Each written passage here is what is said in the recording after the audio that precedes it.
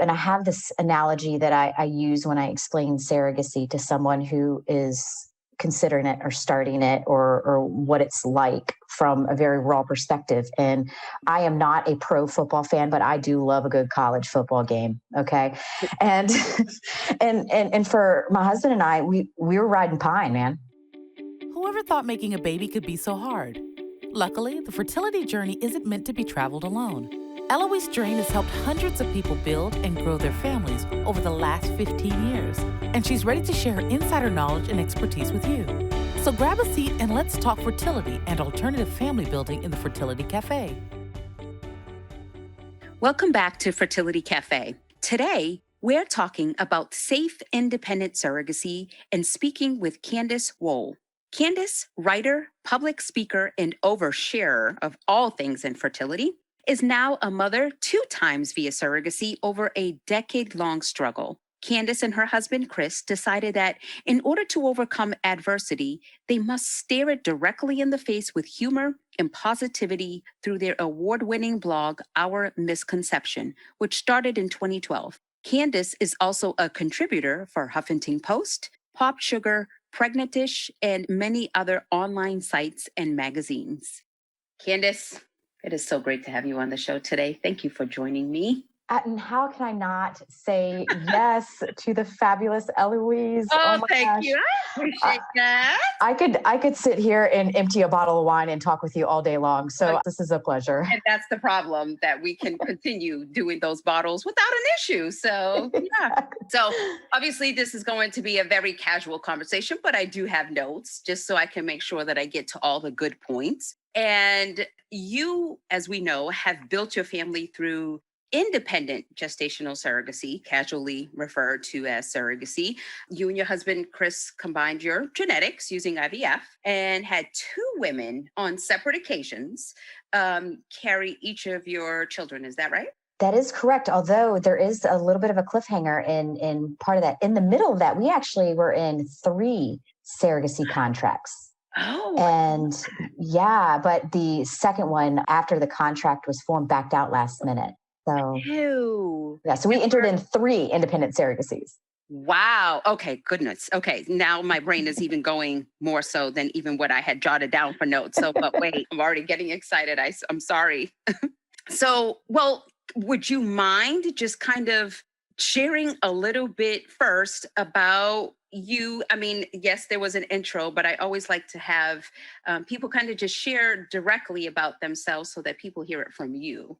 Absolutely. My name is Candace Wohl, and it all started with a blog, I think, is kind of how this all started. My husband and I were going through this, and at that time, it was in 2012, no one was talking about it, right? I mean, there's some, but it just wasn't talked about as much. And certainly people were not blogging about it. And so we started a blog. And then from there, we got picked up with MTV and a few national other media sites. And it kind of sparked from there. From writing, I've been able to turn my past of what has happened to me into moving forward through advocacy and awareness and things like that, which has brought me here. Mm-hmm. Mm-hmm, mm-hmm.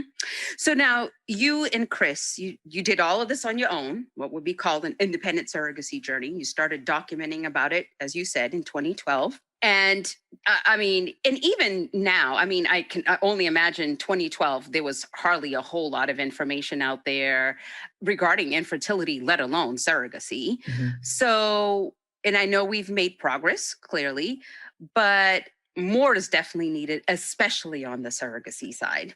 Yes. And as you know, surrogacy is a complex process. So when you finally came to the decision to consider surrogacy, how did you learn about independent surrogacy? Would you mind sharing why you even went the independent surrogacy route? Absolutely. And I'm going to tell you, and I'm just to be real here, and I think that a lot of people may be head noddy with this. It took years and years and years of failure to get to the point of even considering surrogacy. And even then, we fought it, just fisticuffs the whole time through. And I think the reason why is because, ironically, the one option that actually completed my family was the one option that we had a line in the sand about. Right? We started out with IUIs and IVF, and all those things failed.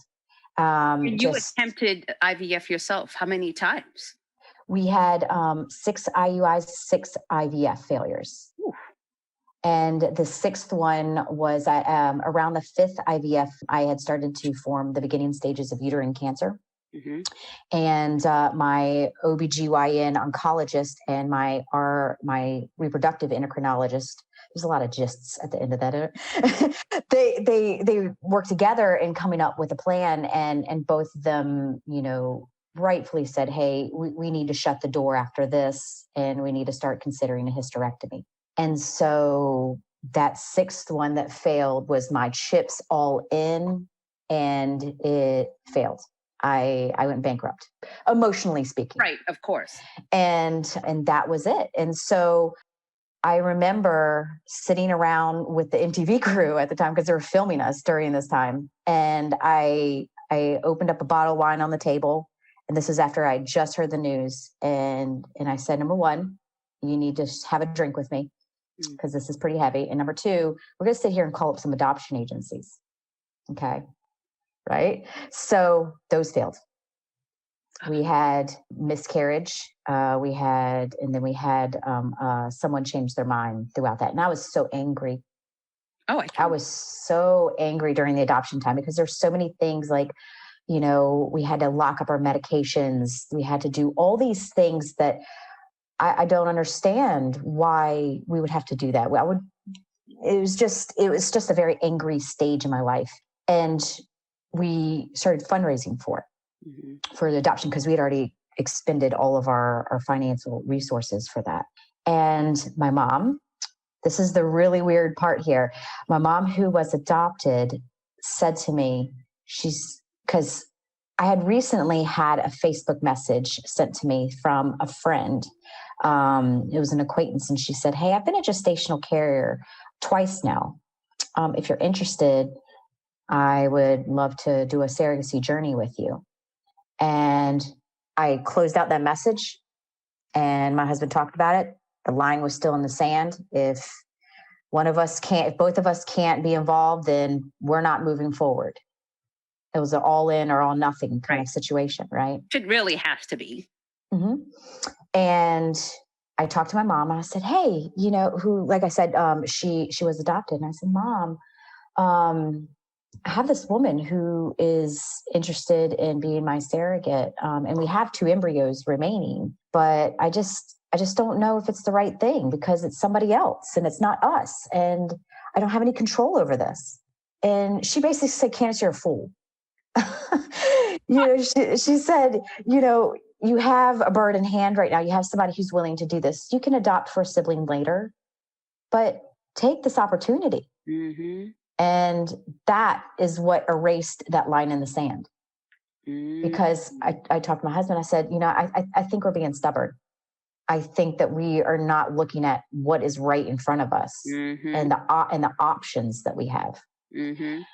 So all of this to say is, I was so caught up in my own grief that I was blind to the options that I had that could continue on the end goal.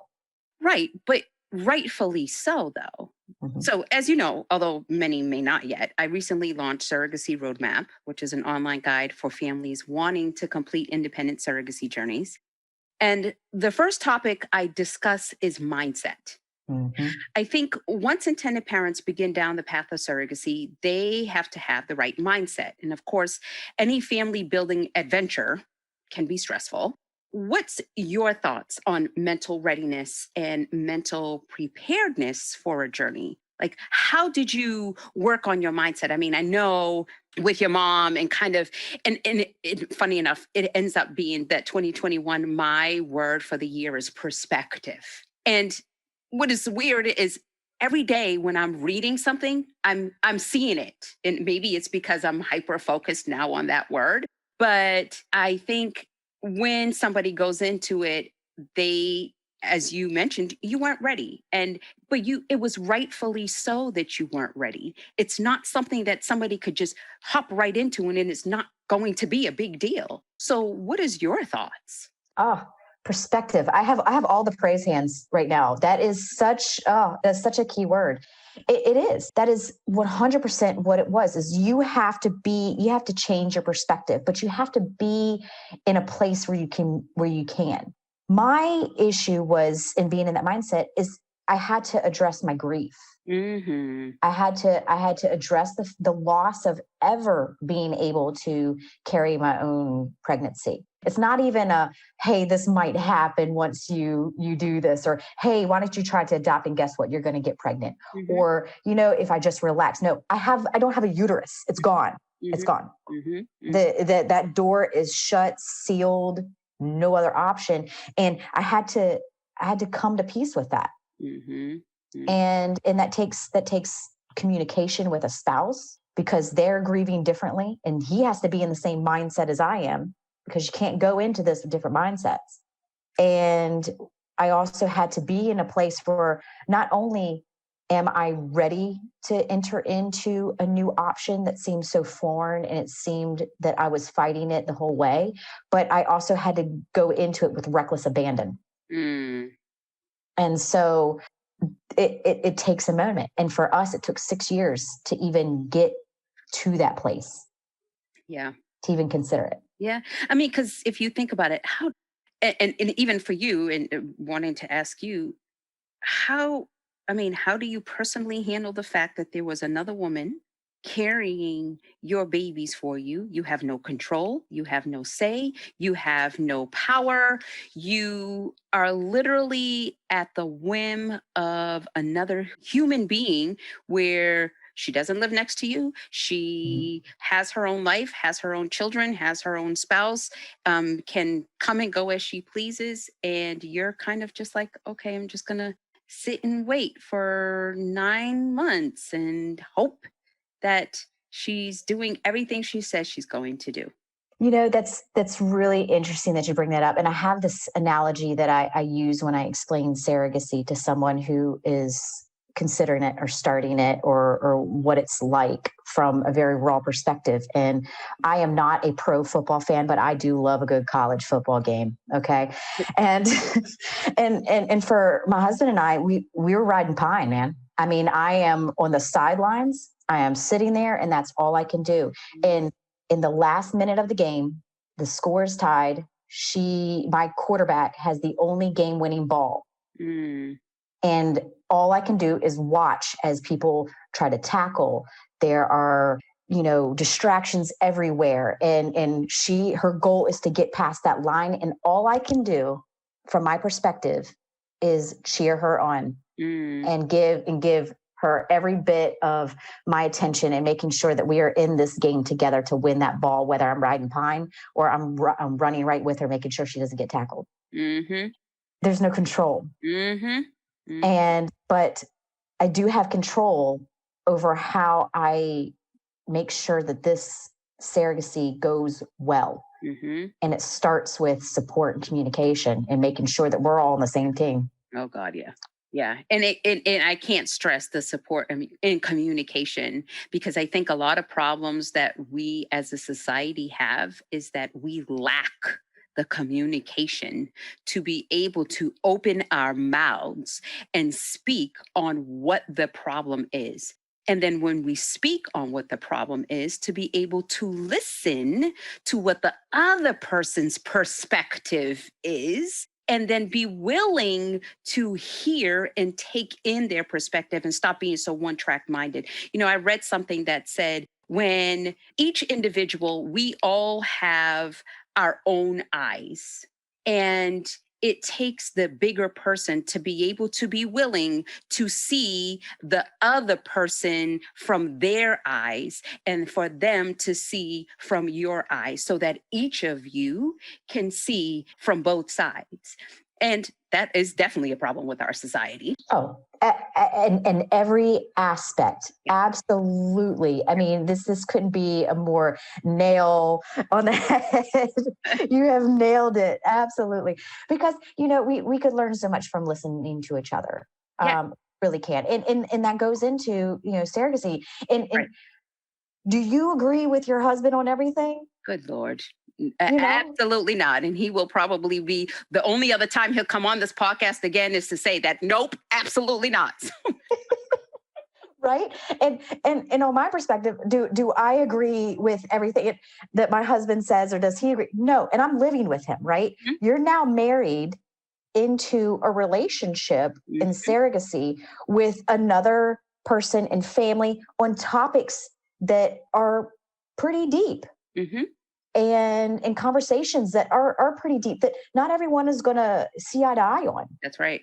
And you have to address this as it is a relationship. Mm-hmm. Whether you continue that relationship afterwards, in that moment, it is a relationship. And it, just like you said, talking and listening on all ends. Mm-hmm. I agree. Mm-hmm. And, I'm glad that you did cover that in the roadmap. And because the mindset is a big piece, but as is communication too. And so I really think that this is something that more people could use guidance on. Mm-hmm.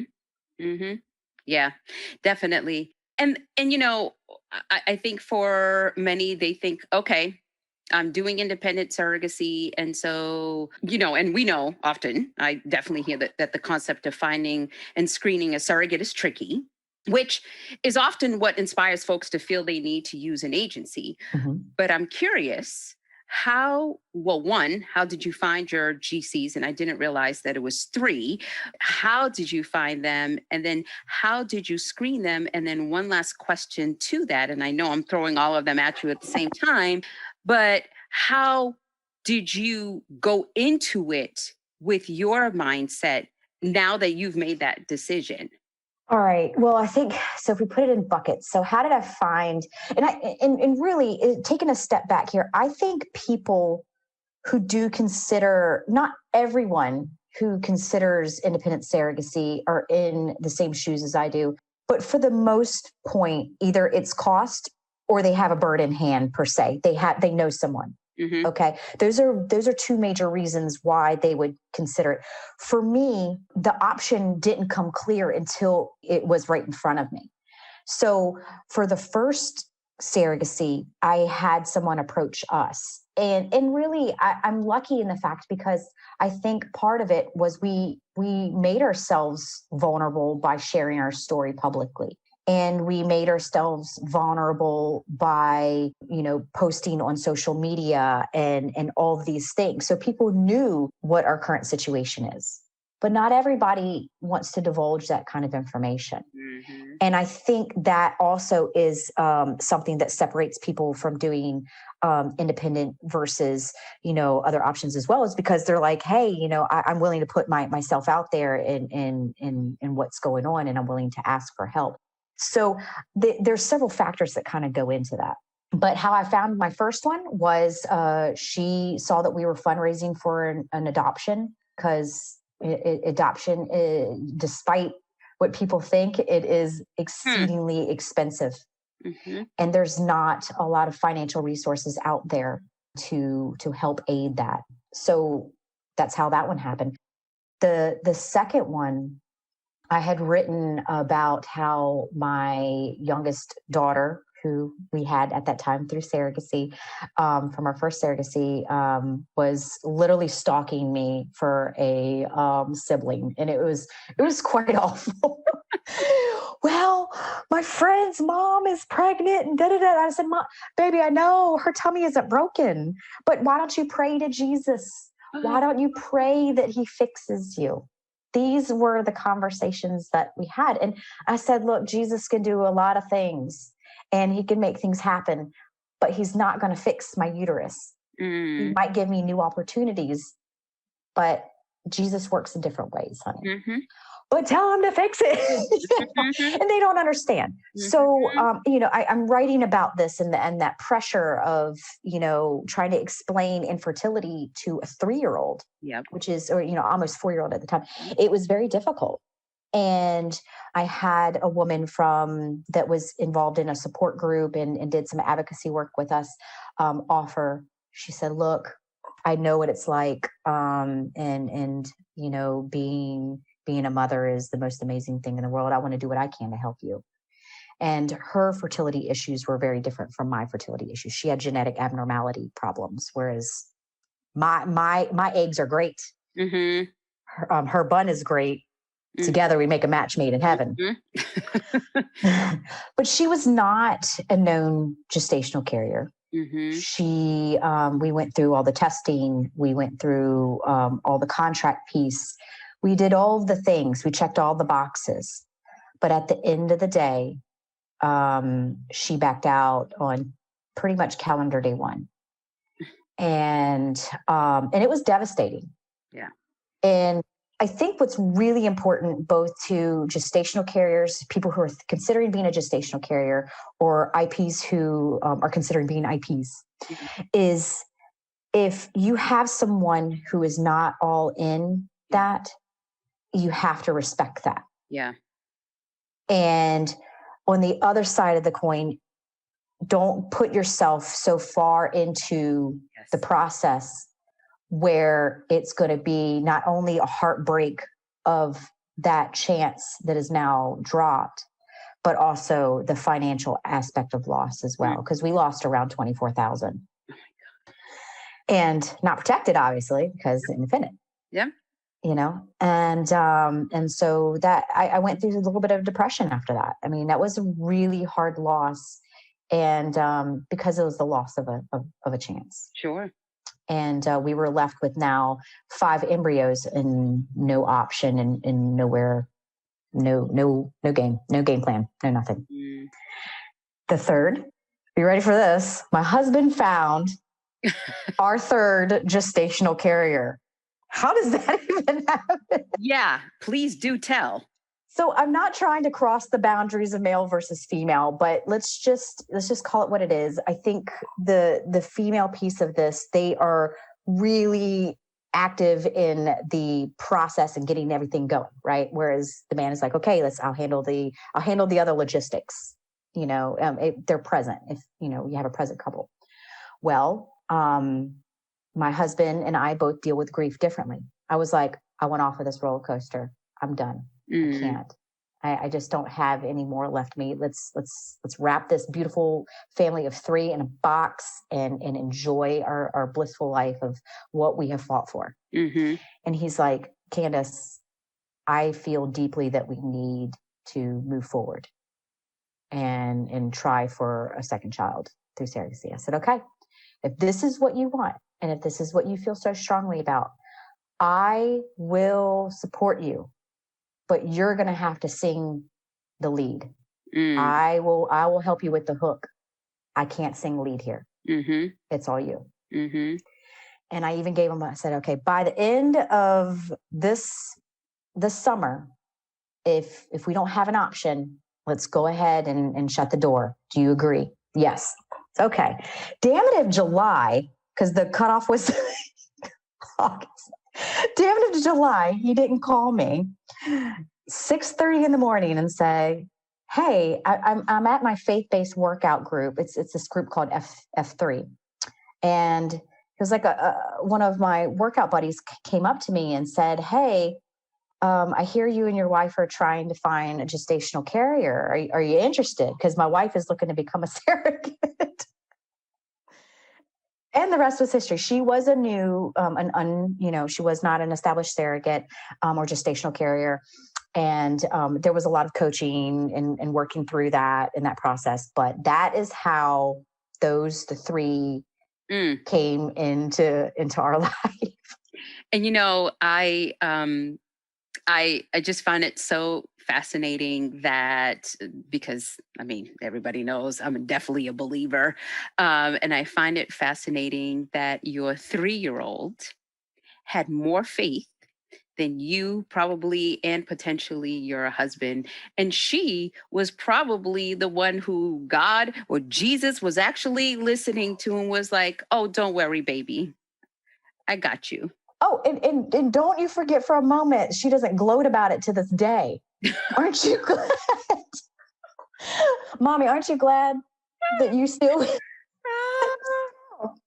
I told you, you need to trust him, Mommy. See, look, from the mouths of a 3-year-old, okay?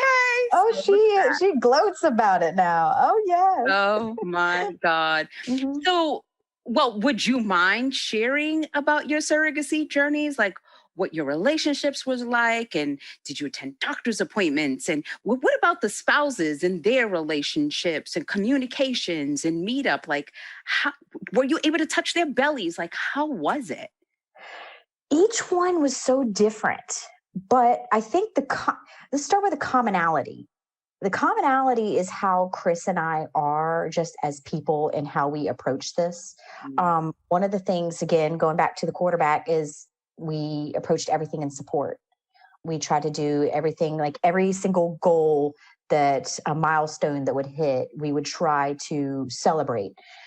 And the other thing was, I'm so lucky in the fact that we were local to all of them. So I was able to be present. I think I've missed one of the appointments out of every single appointment that both of them ever went to. I was present at every single one. And, even to the point where everybody's standing there, so why are you here again? We're just doing a blood draw. Because I wanted her to know that she's not in this alone. This is an us thing. And I want her to be supported. So one of the things that we really enjoyed was, for our first gestational care, but both of them actually, and now that I think about, both of them are absolutely obsessed with Chick-fil-A. Okay. And how, like, obsessed. And so the first one, for my first daughter, every appointment, I would bring her a Chick-fil-A biscuit with grape jelly. She would always want a Chick-fil-A chicken biscuit with grape jelly on it.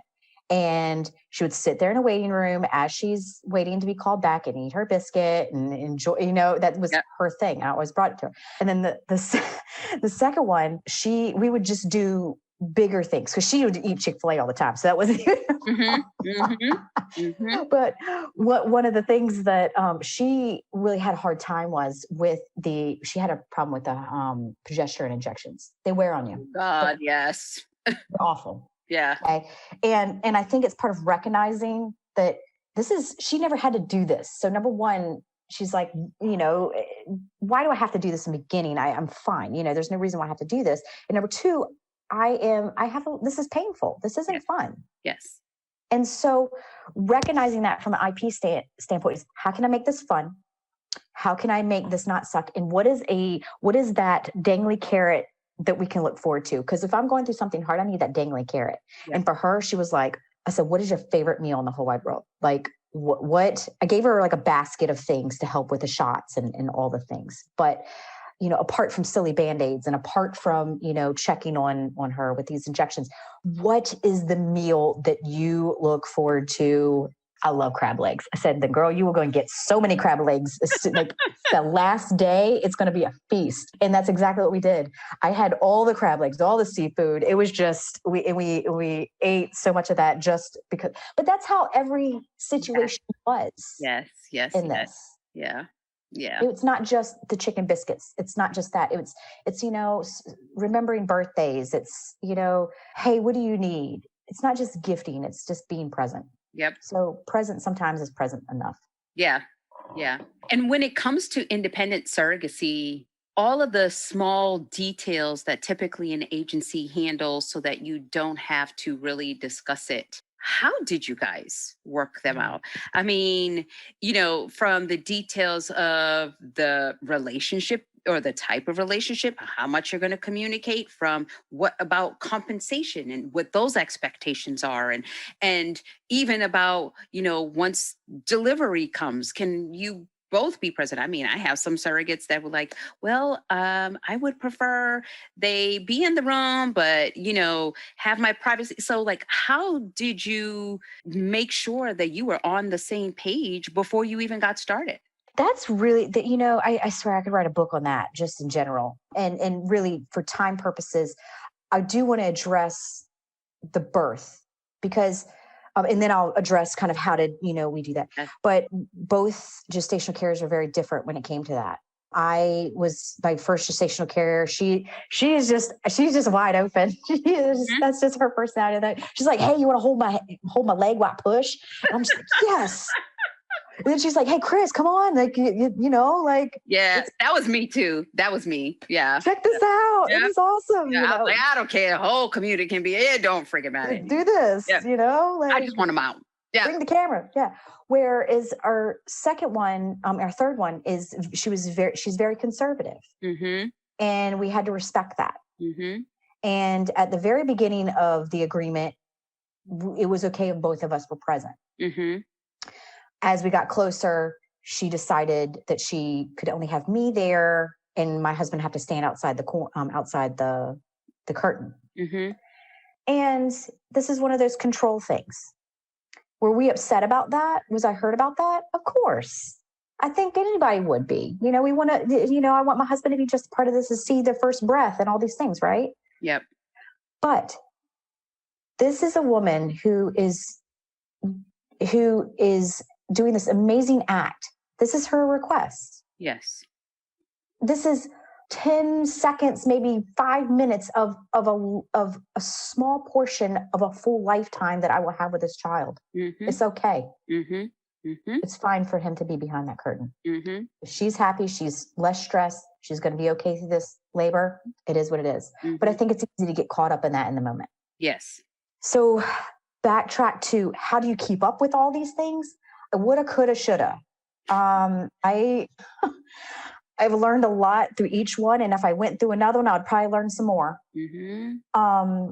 Because we're all different. Mm-hmm. We all agree on different things. We all have hard lines in the sands of different things. Mm-hmm. And then even 6 years ago or 7 years ago at that time, when I was working through the first surrogacy, I had the guidance of my clinic that did not have a surrogacy program. They just did independent surrogacy. So if you're like, hey, here's this. So they helped me through, okay, this is the protocol, Mm-hmm. right? I knew I had to have a reproductive attorney. Mm-hmm. I knew she needed to be represented. And then I had her who had already done this. Mm-hmm. That's what I had. And then I had what the values were for my husband and I. Mm-hmm. There weren't a lot of blogs out there. There weren't a lot of resources out there. There weren't a lot of guides.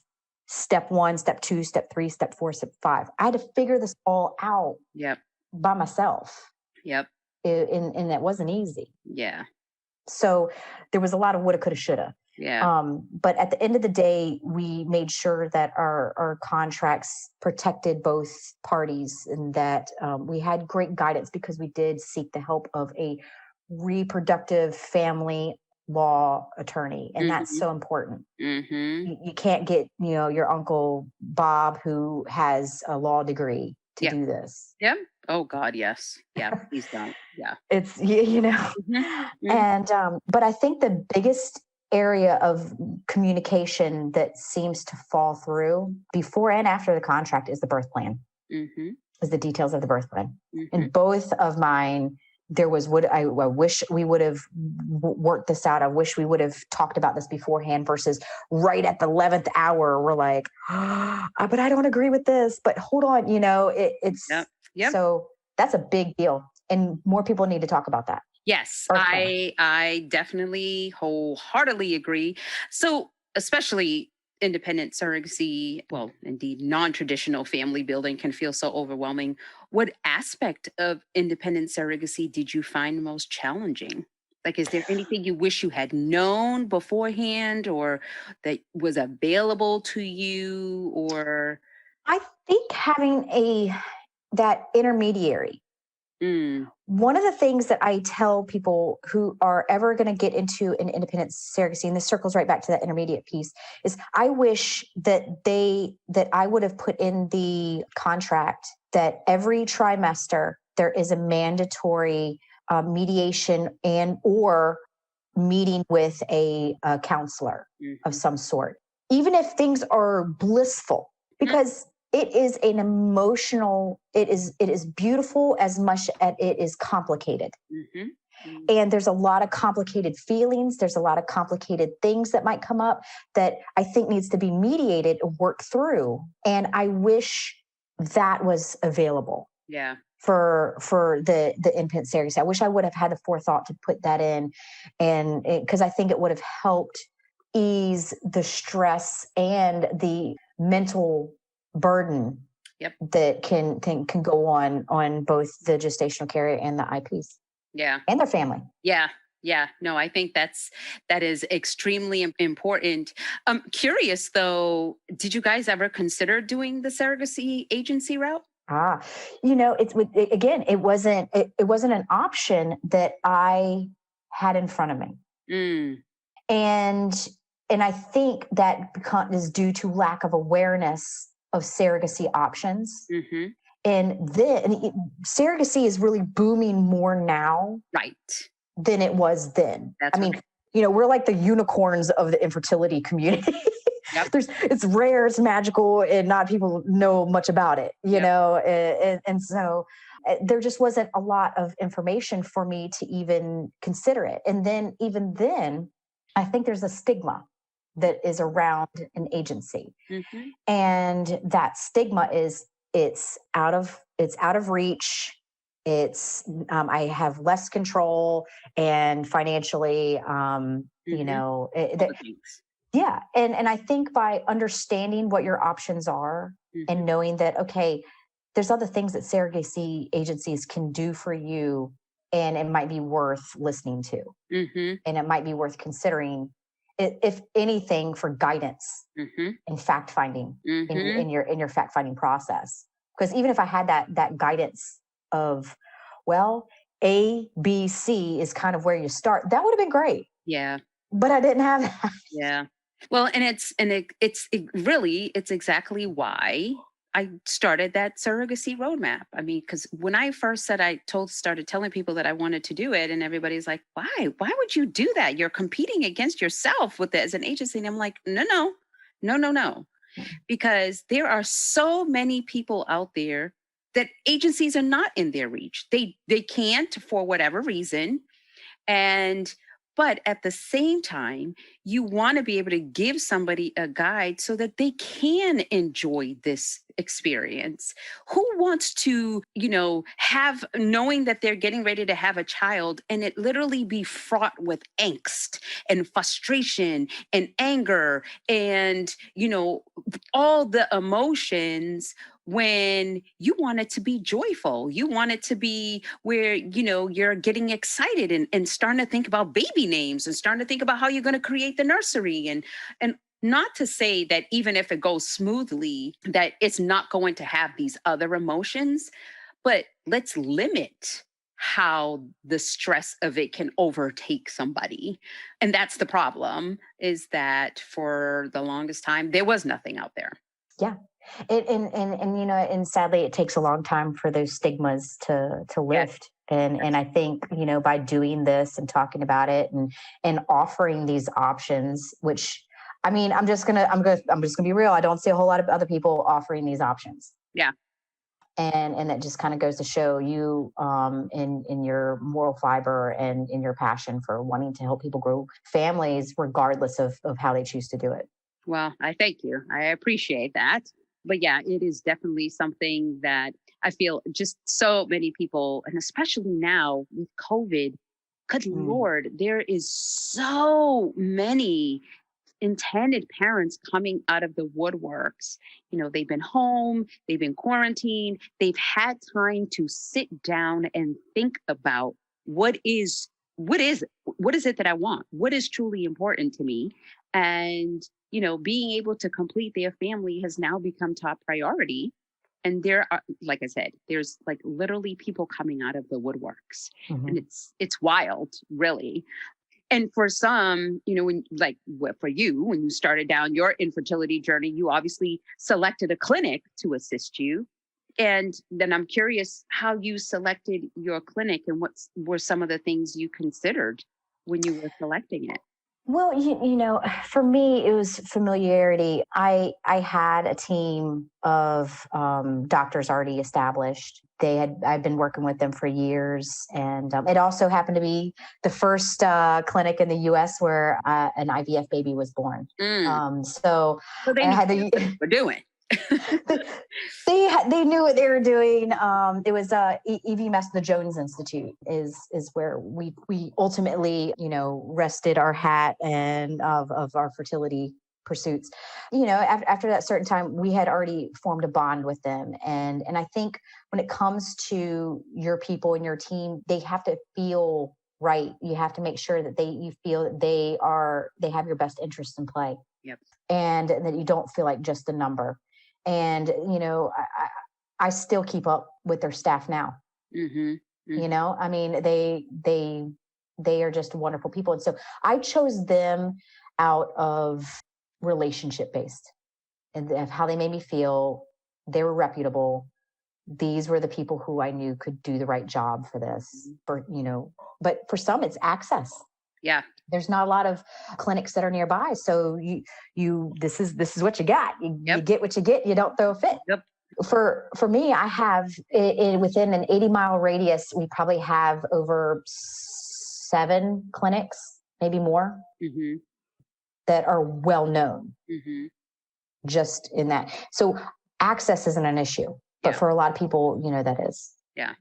Well, and we know surrogacy takes a village. And this is not something that obviously is just you and your surrogate. It's the fertility clinic. It's the attorneys. It's the mental health professionals. It's all of the things. And certainly you want to find a reputable clinic, reputable licensed attorney that is really focused on family formation, a reputable mental health professional. How did you go about finding and kind of building your own village? I think I think a lot of it's fate and kind of how things all fell into place. Yeah. When we were going through our adoption agency, we were connected with a reproductive attorney here, reproductive family attorney here. And because, it's not like there are a lot of people who specialize in that. It's a niche, specialization. And so we had already known who we needed to talk to through our adoption pursuits. Had we not, I don't know what results Google would have come up with. I mean, it probably wouldn't have been good. And because there's a lot of people who put that on their list of specialties because they nodded yes once. And so a lot of it's luck. Yeah. Yeah. We, our independent journey started off with a hell of a lot of luck. Yeah. Girl, that was just all God. That's what that was. Just all Absolutely. God. I know the big scary topic, of course, is finance and insurance. So I'm curious if you had any luck with either the financing of your journeys and how you guys handled the insurance arrangements. Aside from the birth plan, bring it up.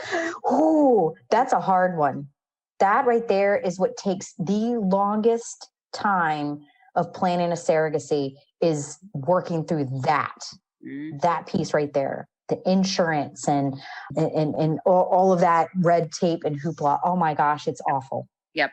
So the first one, we had to pay. This is right before the CARE Act came into place, and we were in that weird spot. So we had to pay for a maternity rider. Oh, goodness. Okay. We were lucky because I saw, I had to pay for a maternity rider. Let's just talk about that. That's it. On top of my gestational carer's insurance, because her insurance covered it. Not many do. And not many have God was shining down on us with this one. And the other one with insurance was a little bit more difficult. We really had to work with our reproductive attorney on that piece because things had to be worded very specifically within our contract for it to work. That makes sense. So it takes a lot of communication, not just with you looking at a couple documents. Like, you need your attorney to look at this. You need other eyes to dot and cross this, because it is going to make or break your affordability. Yep. And were you guys I mean, I know now that there's different organizations that do fertility financing. Were there any back when you started? Not as many. And really they were all specific to IVF and not surrogacy. Yeah. So our first one, we had fundraised, and I'm talking, if you ever want to do a podcast on fundraising, I got you. I'm going to take you up on that. Because I mean, we fundraised, I think, around 25 to 27,000 and hard work. I mean, it was a long game of fundraising. We got damn creative too. And so you really have to. Oh yeah, absolutely do. So but we had already started that with our adoption. And so we reached out to everyone who had donated through the adoption piece, and we said, look, plot twist. If you don't want to support a surrogacy and you contributed your money specifically for an adoption, we want to give you the option to give you your money back that you contributed. And people are amazing. Everybody's like, no. Matter of fact, here's some more. Let's help you some more. So that's what we did for the first one. And then the rest of it was just shaking out. Ramen, some couch cushion shaking, but it worked, but it worked. My husband and I, I'm not Beyonce. Okay. Although when I sing in the shower, I'd like people to think I am. Right. But I am not. And, but we have good jobs, but I don't have a rich uncle anywhere. Yeah. We did this all from determination. Because do I need that vacation 3 years from now after that baby is born? No. I'm going to be changing diapers and wiping butts. I would much rather watch my child in a backyard having fun than being on a beach without a child. That's what you have to decide on when you're looking at finances. Is what do you ultimately want? That's right. And where there's a will, there is a way. You always make money. If you are determined that you want to be able to have this child, I'm telling you, people come up with the most just mind-blowing ideas to be able to raise money to do it. And the thing about it is also to have patience and knowing that it is not going to happen overnight. No. At all. No. And so with the third one, we had finally recovered from years of fertility treatments.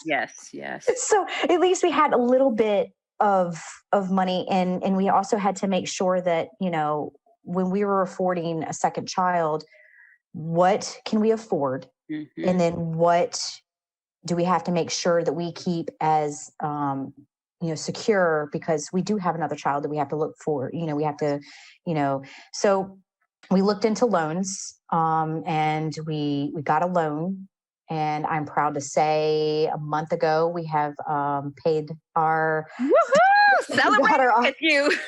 That's how I feel about my student loans. As soon as they're paid off, I'm like, yes, one down, right? 50,000 more to go. Exactly. So it's kind of like that, so we now officially own our children. Yes. But yes, it's a loan. Yeah. It was a monthly payment. Yeah. Do I need cable? No. Yeah. Do I need that really cute clothing box subscription right now? No. Yep. What can we do to cut the fat to make a loan payment? Yep. That's what we did. Yep. It's and Yeah. And so but I will say the one thing is we had both a low compensation surrogacies. Mm-hmm. They were not low compensation Right. surrogacies. Okay. Because I would never, people who are always like, oh, well, I want to have a gestational carrier that will just do it compassionately. I always tell them no. Yeah. No, you need to make sure that you have compensation in place. Mm-hmm. That is so important. Mm-hmm. I cannot stress that enough. Mm-hmm. Mm-hmm. Or the topic, of course, but yes, I know. Oh gosh, yeah. So I know I've taken up a lot of your time, and good Lord knows that there's so much to wrap your head around with surrogacy and independent surrogacy, and their aspects of the process which are in near constant flux.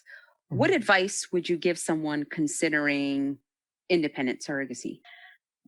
If someone, that's a loaded question, and I tell you, because it depends on the circumstances. Yeah, it really does. It depends on what kind of person are you. Are you one that is going to shout to the rooftops your current situation and that you are pursuing an independent surrogacy, or are you one that is going to quietly manage it yourself and go from there? So there's two different buckets here. Mm-hmm. But I think a benefit is, number one, do your research. And I'm not talking about Google, okay? Mm-hmm. Do your research. Talk to people who have been in it, who have done it. And there's nothing wrong with getting good information from surrogacies who offer programs like yours, but it's diving into the research first. Mm-hmm. Have a game plan. Mm-hmm. Know what you're going to get. Put it on paper again. Then start filling out the empty spots.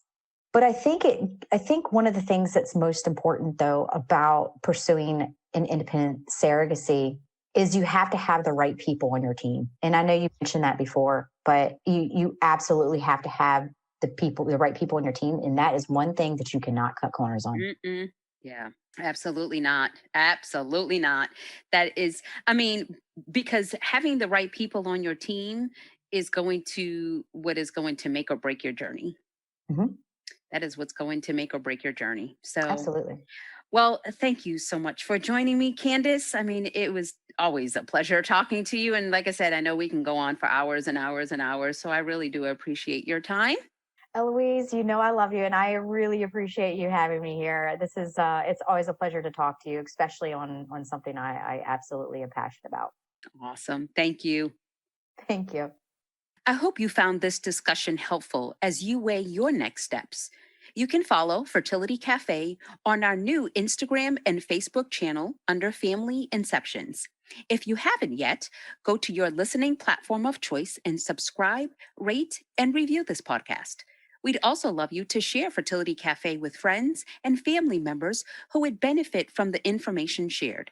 Join us next week for another conversation on modern family building. Thank you so much for joining me today. Remember, love has no limits. Neither should parenthood. Thank you for joining us in the Fertility Cafe. Whether you're an intended parent, a woman considering egg donation, thinking of becoming a surrogate yourself, or a friend or family member of someone dealing with infertility, we're here to help.